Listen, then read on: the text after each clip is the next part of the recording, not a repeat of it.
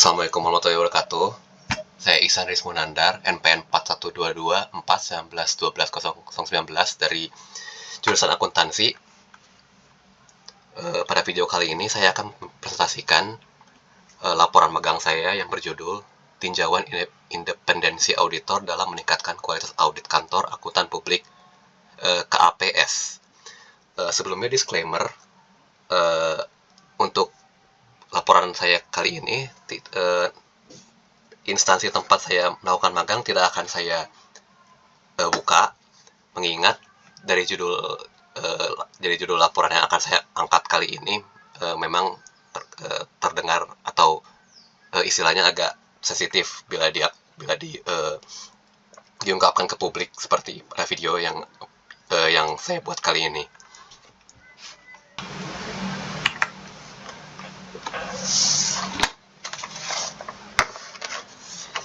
Untuk video laporan saya kali ini, materi yang akan saya sampaikan akan dibagi menjadi 5 bagian. Yang pertama adalah pendahuluan yang terdiri dari latar belakang dan tujuan. Yang kedua adalah kajian pustaka. Yang ketiga adalah profil organisasi yang terdiri atas profil perusahaan dan aktivitas magang. Yang keempat adalah pembahasan. Dan yang kelima adalah penutup yang terdiri atas kesimpulan dan saran serta refleksi diri. Kemudian bagian pertama pendahuluan, yang akan saya awali dengan latar belakang. Audit adalah akumulasi dan evaluasi bukti tentang informasi untuk menentukan dan melaporkan pada tingkat kesesuaian antara informasi dan kriteria yang ditetapkan. Audit dilakukan oleh orang yang kompeten dan independen. Menurut Mulyadi, audit adalah suatu proses sistematik untuk memperoleh dan mengevaluasi bukti secara objektif mengenai pernyataan-pernyataan tentang kegiatan dan kejadian ekonomi dengan tujuan untuk menetapkan tingkat kesesuaian antara pernyataan-pernyataan tersebut dengan kriteria yang ditetapkan, serta penyampaian hasil-hasilnya kepada pemakai yang berkepentingan. Audit bertujuan agar perusahaan dapat menjadi lebih baik ke depannya. Tujuan suatu perusahaan melakukan audit adalah untuk memeriksa kelengkapan, ketepatan, eksistensi, penilaian, klasifikasi, pisah batas, atau cut-off, dan pengungkapan dari perusahaan itu sendiri. Dalam keputusan Ketua Badan Pengawas Modal nomor Kep/20/PM/2002 mengatakan bahwa dalam memberikan jasa profesional akuntan publik wajib senantiasa mempertahankan sikap independensi. Salah satu indikator independensi pada suatu akuntan publik yaitu audit tenure atau lama hubungan perikatan dengan klien. Di Indonesia, audit tenure diatur dalam keputusan oleh Menteri Keuangan Republik Indonesia. Namun pada praktiknya saya menemukan bahwa selama melakukan kegiatan magang di kantor akuntan publik S ditemukan prosedur tidak biasa yang dilakukan kantor tersebut agar bisa mengakali peraturan tentang audit tenure tersebut. Kemudian evaluasi magang yang saya lakukan selama ini, yaitu pada 3 bulan pertama pelaksanaan kegiatan magang, pekerjaan yang diberikan kebanyakan bersifat teoritis, mengingat pada saat itu yang masih di penghujung tahun 2002 di mana laporan keuangan perusahaan klien yang masih berjalan hingga akhir tahun. Kemudian barulah pada penghujung bulan Januari 2023 hingga akhir dari kegiatan magang, saya diberikan kesempatan untuk ikut melakukan audit lapangan pada 2 klien yang berbeda. Pada saat di lapangan, saya dapat mengetahui data apa saja yang perlu dikumpulkan di saat perjalanan proses audit lapangan. Untuk refleksi diri magang yang saya lakukan, yaitu alhamdulillah kegiatan magang dapat terselesaikan dengan lancar, dan tentunya juga saya telah mendapatkan banyak pengalaman yang kemudian sangat membantu untuk di kemudian hari di saat saya akan terjun ke dunia pekerjaan. Kemudian selanjutnya saya akan membahas tentang kajian pustaka dari laporan magang saya. Yang pertama adalah pengertian etika. Etika berasal dari bahasa Yunani ethos, yaitu kata tunggal yang berarti tempat tinggal, padang rumput, kandang, kebiasaan, adat, watak, sikap, atau cara berpikir. Bentuk jamaknya adalah ta atau eta yang berarti adat istiadat. Dalam hal ini, kata etika sama pengertiannya dengan moral. Moral berasal dari kata lain atau mos, bentuk tunggal, atau mores, bentuk jamak, yang berarti adat istiadat, kebiasaan, kelakuan, watak, tabiat, akhlak, atau cara hidup. Etika dapat didefinisikan sebagai seperangkat prinsip atau nilai moral. Masing-masing dari kita memiliki seperangkat nilai seperti itu, meskipun kita mungkin mempertimbangkannya secara eksplisit atau tidak. Filsuf, organisasi keagamaan, dan kelompok lain telah mendefinisikan dengan berbagai cara kumpulan prinsip atau nilai moral yang ideal. Perilaku etis diperlukan agar kehidupan masyarakat tetap berjalan dengan tertib. Selanjutnya adalah etika auditor. Dalam pekerjaan seorang auditor juga ditetapkan etikanya sendiri. Etika auditor ini dibuat agar bisa mengatur proses kerja dari seorang auditor dan juga menjaga tingkat profesionalisme dari seorang auditor. Etika profesi auditor juga dibuat agar bisa melindungi klien agar data kerahasiaan tetap aman dan tidak bocor keluar. Pada dasarnya terdapat 5 prinsip dasar dari etika auditor. Yang pertama adalah integritas. Setiap auditor harus mempunyai sikap yang adil, jujur, dan tepat dalam melakukan proses audit. Mereka juga harus bisa memberikan penilaian yang bisa dipercaya, baik dan menaati berbagai hukum yang berlaku. Yang kedua adalah objektivitas. Seorang auditor juga harus bisa selalu bersikap netral saat menjalankan kegiatan audit, interpretasi bukti audit, serta laporan keuangan yang telah diteliti secara bersama. Penilaian dari seorang auditor harus bersifat objektif atau seimbang tanpa dihubungkan dengan masalah pribadi apapun. Yang ketiga adalah kompetensi profesional dan kecermatan. Seorang auditor harus mempunyai tingkat pengetahuan dan juga keterampilan yang sesuai dengan profesinya dalam memberikan jasa auditor. Seorang auditor pun harus bisa meningkatkan pelayanannya dengan keterampilan dan pengetahuan dalam bidangnya. Yang keempat adalah kerahasiaan. Seorang auditor harus bisa menjaga kerahasiaan informasi ataupun hubungan dengan klien. Mereka sangat tidak diperbolehkan untuk membocorkan informasi tanpa izin dari klien, kecuali terdapat ketentuan hukum yang mewajibkan auditor untuk mengungkapkan informasi tersebut. Seorang auditor harus selalu berhati-hati dalam menggunakan serta menjaga informasi organisasi untuk kepentingan pribadinya apapun bentuknya. Yang terakhir adalah perilaku profesional. Seorang auditor harus bisa menahan diri dari setiap perilaku yang mampu merusak citra profesi dari auditor, seperti kelalaian dalam melakukan tugas, membandingkan citra dari setiap klien atau melecehkan pihak lain. Selanjutnya adalah reputasi auditor. Giri menyatakan bahwa KAP bereputasi menjelaskan adanya sikap independensi auditor dalam melaksanakan tugas audit. KAP besar identik dengan KAP bereputasi tinggi. Dalam hal ini menunjukkan kemampuan auditor untuk bersikap independen dalam melaksanakan audit secara profesional, sebab KAP menjadi kurang tergantung secara ekonomi kepada klien. Kemudian selanjutnya adalah tentang independensi. Nilai fungsi audit sangat bergantung pada persepsi publik tentang independensi auditor. AICPA Code of Professional Conduct dan IESBA Code of Ethics for Professional Conduct, keduanya mendefinisikan independensi sebagai dua komponen. Yang pertama adalah independensi pikiran, yaitu mencerminkan persyaratan mutlak bahwa para anggotanya sebenarnya mandiri. Dan yang kedua adalah independensi dalam penampilan, yaitu adalah hasil dari interpretasi orang lain terhadap independensi ini.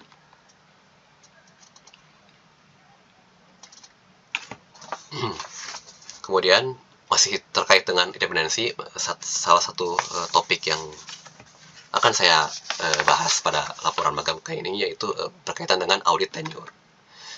Tenure adalah masa perikatan audit antara KAP dan klien terkait jasa audit yang telah disepakati sebelumnya. Tenure menjadi perdebatan pada saat masa audit tenure dilakukan secara singkat dan masa audit tenure dilakukan dalam jangka waktu lama. Hamid berpendapat bahwa dengan masa tenure yang singkat di mana saat auditor mendapatkan klien baru membutuhkan tambahan waktu bagi auditor dalam memahami klien dan lingkungan bisnisnya. Masa tenure yang singkat mengakibatkan perolehan informasi berupa data dan bukti-bukti menjadi terbatas, sehingga jika terdapat data yang salah atau data yang sengaja dihilangkan oleh manajer sulit ditemukan.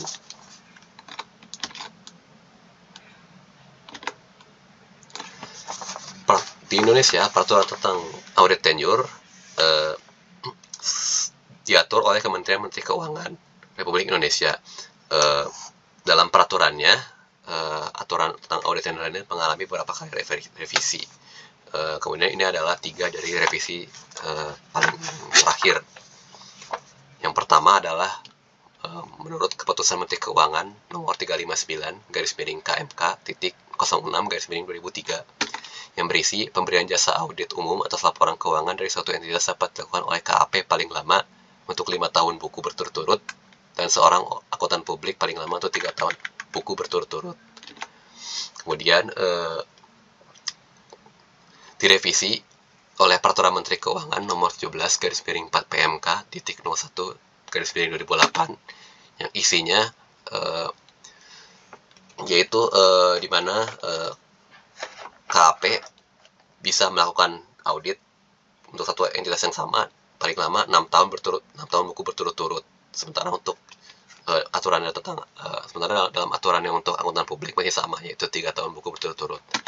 Kemudian revisi yang paling baru yaitu menurut Peraturan Pemerintah Nomor 20/2015, di mana jasa audit atas informasi keuangan investoris sebagaimana dimaksud dalam pasal 10 ayat 1 huruf A terhadap satu entitas oleh seorang akuntan publik dibatasi paling lama untuk 5 tahun buku berturut-turut. Dalam aturan ini dijelaskan bahwa aturan audit tenure tidak lagi berlaku untuk kantor akuntan publik. Kemudian pada bagian ketiga yakni profil organisasi. Untuk sejarah singkat perusahaan yang di mana tempat saya magang, yaitu kantor akuntan publik S. Kantor ini beroperasi di Kota Bandung, yang merupakan kantor cabang dari KAPS pusat yang berlokasi di Jakarta. KAP ini pertama kali didirikan di tahun 2014 dan mengalami pergantian nama sebanyak 2 kali pada tahun 2021 dan 2022. Kemudian visi dan misi perusahaan. Visi dari perusahaan ini yaitu menjadi kantor akuntan yang paling dipercaya dan dihormati dengan menyediakan layanan inovatif dan praktis yang berkontribusi terhadap kesuksesan klien dalam lingkungan tim yang luar biasa. Untuk misinya, yang pertama adalah untuk benar-benar menjadi tulus dalam semua hubungan baik pribadi dan profesional, sekaligus mengembangkan kepercayaan. Yang kedua, untuk mempercayai pada ketelitian dan beroperasi dengan rasa hormat dan kejujuran sekaligus konsisten dalam menghasilkan pekerjaan yang berkualitas. Yang ketiga adalah membangun jaringan global untuk membuat lingkungan tim yang luar biasa. Jenis layanan dari kantor akuntan publik S Bandung ini yaitu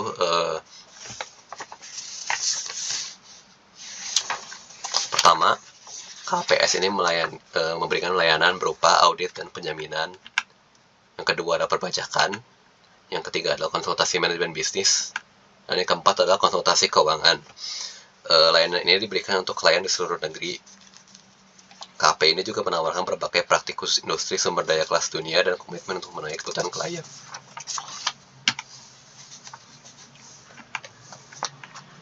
Dalam KAPS ini ada siklus umum dalam melakukan audit laporan keuangan, yakni yang pertama adalah penerimaan perikatan. Itu ketika sebuah entitas atau klien mendatangi kantor akuntan publik ini untuk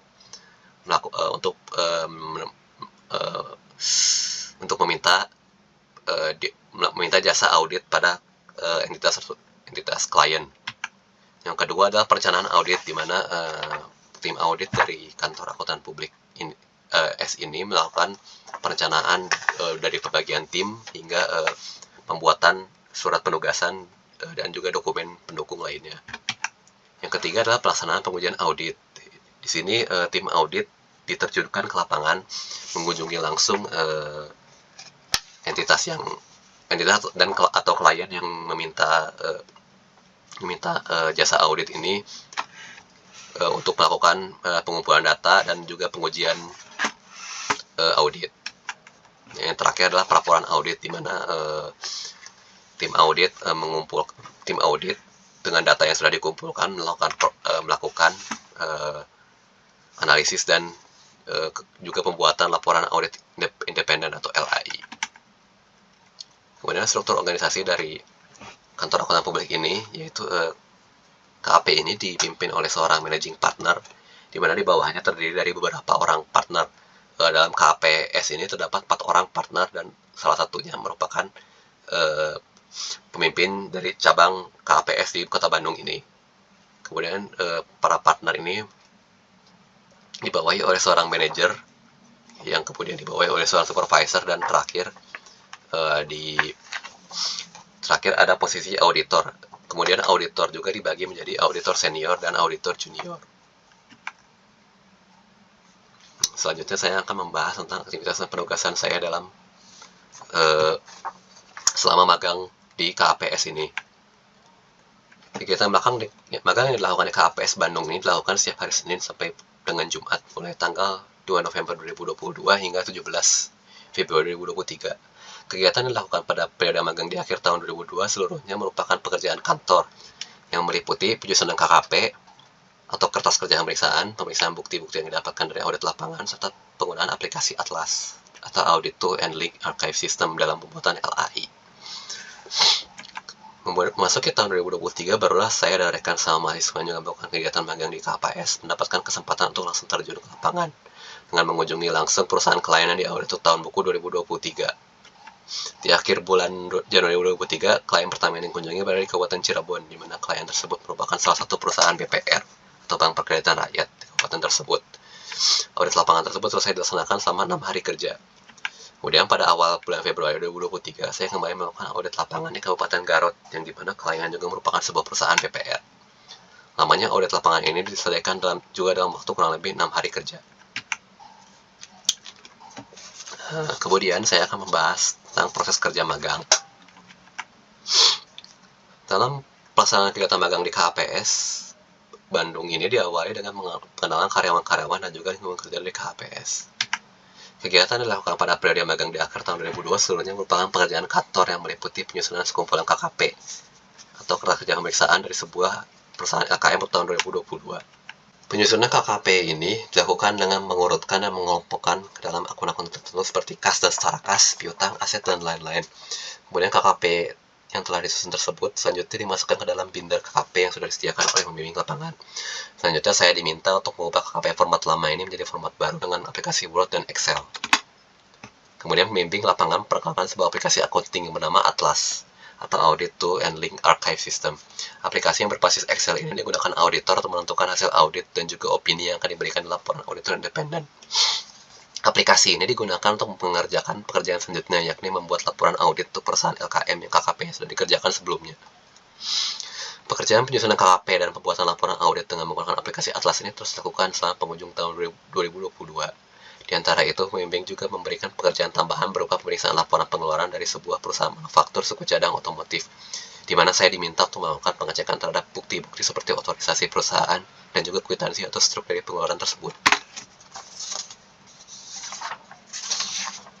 Pada akhir Januari 2003, saya dan rekan mahasiswa yang juga melakukan kegiatan magang di KAPS akhirnya mendapatkan kesempatan melakukan audit lapangan secara langsung. Saya sendiri beserta para auditor KAPS ditugaskan di dua perusahaan BPR yang ada di Kabupaten Cirebon dan Kabupaten Garut.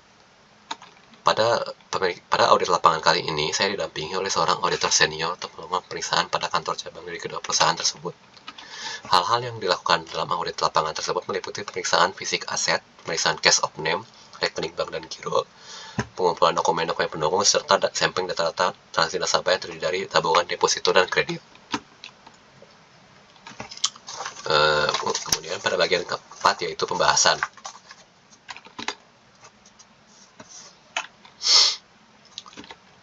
Selama kegiatan magang, saya melakukan pengamatan terhadap cara kerja KAP ini dalam melakukan audit terhadap beberapa perusahaan klien yang berdasarkan pada peraturan yang berlaku di Indonesia.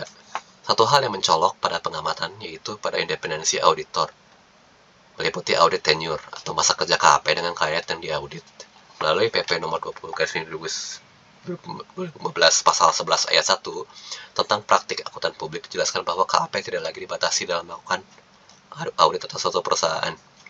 Pembatasan hanya berlaku bagi akuntan publik, yaitu selama 5 tahun buku berturut-turut. Pada saat saya ditunjuk untuk ikut serta dalam audit lapangan di perusahaan BPR yang berlokasi di Kabupaten Garut, didapatkan bahwa saya dan rekan-rekan auditornya ternyata melakukan audit bukan atas nama KAPS Bandung. Tim audit diberikan instruksi dalam membuat berita acara audit lapangan agar menggunakan kop surat dari sebuah KAP lain yang berlokasi di Jakarta. Dengan kata lain, KAPS bertugas melakukan semua pekerjaan lapangan, sementara KAP yang benderanya dipinjam oleh KAPS ini yang bertugas untuk mengeluarkan laporan audit. Tentu saja ada alasan mengapa langkah ini diambil oleh KAP ketimbang melakukan auditor switching atau pergantian auditor atau akuntan publik. Salah satunya yakni pihak klien yang memang tetap ingin diaudit oleh akuntan publik yang sama, serta pihak KAP yang juga tidak dirugikan dengan langkah yang diambil ini. Namun apabila diamati oleh saya, tanggung jawab audit yang dipegang oleh dua KAP yang berbeda ini memunculkan beberapa kelemahan. Yang pertama adalah informasi KAP. Informasi KAP yang digunakan dalam dokumen audit bukan dari KAPS, mulai dari alamat KAP, KAP, kop surat, hingga partner yang bertugas untuk menandatangani berita acara. Yang kedua adalah alamat KAP. Oleh karena alamat KAP yang digunakan bukan dari KAP yang bersangkutan, maka akan ada beberapa dokumen yang tidak dikirimkan ke KAPS. Padahal KAPS tetap bertanggung jawab dalam menganalisis seluruh dokumen audit. Kemudian yang ketiga adalah laporan. Laporan auditor independen tidak dibuat oleh KAPS, meskipun KAPS yang mengetahui hasil audit secara keseluruhan.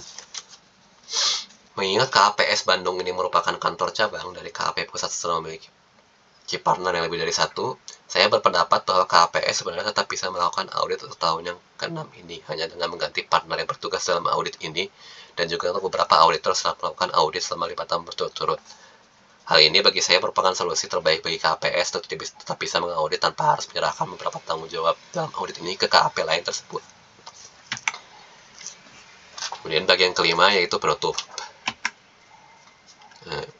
Kesimpulan dari laporan magang saya kali ini adalah, dalam pelaksanaan kegiatan magang kali ini dapat disimpulkan bahwa kekurangan yang terdapat di KAPS Bandung yang ditemukan, yakni kurangnya penerapan independensi bagi auditor yang bertugas di sana.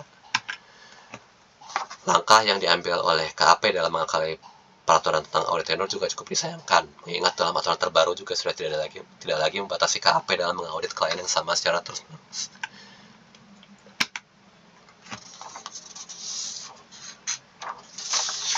Saran dari saya secara pribadi yaitu cukup mudah, atau setidaknya jika dilihat secara teori, yaitu melakukan auditor switching yang sebagaimana mestinya dilakukan oleh KAP lain di Indonesia.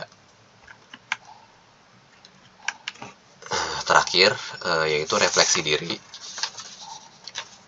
Adapun refleksi yang saya lakukan adalah bertanya seputar informasi audit laporan keuangan, alur proses audit lapangan, dan juga pembuatan laporan audit yang dilakukan di KPS, sehingga kegiatan magang ini dapat menambah pengalaman dan juga dapat dijadikan sebagai pembelajaran yang bermakna bagi saya.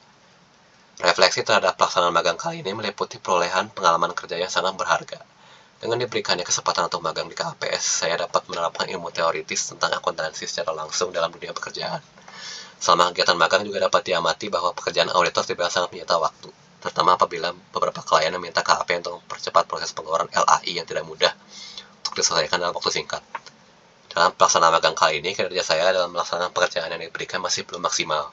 Saya masih perlu banyak belajar tentang auditing, terutama dalam mengaudit perusahaan-perusahaan yang belum sempat saya rasakan. Meskipun begitu, saya merasakan bahwa banyak pelajaran yang diperoleh selama kegiatan magang hanya dengan cara bertanya terus-menerus kepada pembimbing lapangan dan juga para auditor yang bertugas. Dengan hal tersebut, pengalaman berharga ini dapat menjadi refleksi diri untuk perbaikan kualitas hidup untuk masa yang akan datang. Terima kasih telah menonton video ini. Ini adalah akhir dari presentasi saya. Sebelum video ini saya akhiri, saya akan menampilkan beberapa foto dari kegiatan magang yang setelah saya lakukan ini. Sebelumnya saya pamit dulu. Wassalamualaikum warahmatullahi wabarakatuh.